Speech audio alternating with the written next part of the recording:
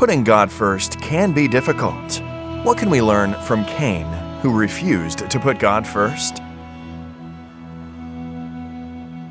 Adam and Eve had been cast out of the Garden of Eden when Cain was born. They experienced hardship together. Adam worked hard to grow sustenance from the earth, and his children certainly helped when they were old enough to start working. Cain focused on agriculture. Abel kept flocks. Both heard how God sacrificed the first animal to forgive their sins and cover their shame. Both Cain and Abel wanted to worship God. When they came of age, they both brought an offering from the best of what they had. Abel brought of the firstborn of his flock and of their fat, while Cain brought an offering of the fruit of the ground. God looked with favor on the offering Abel brought, but rejected Cain's offering. Cain became furious, not at God and not even at himself.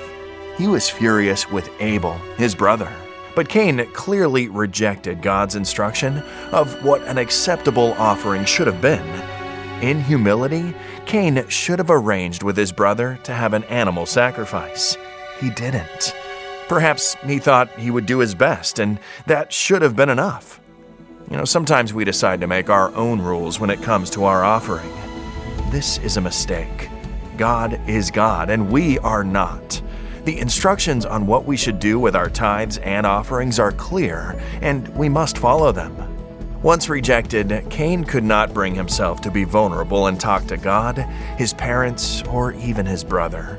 Without any resistance, resentment took over Cain. God tried to help, but Cain also rejected God. Sin took over his heart, and he surrendered all control to his anger and violence. Cain would go down in history as the first murderer. Cain refused to put God first. The consequences were terrible for him and the people around him. God's love compels us to put His kingdom first, while Cain's example is a warning for us today.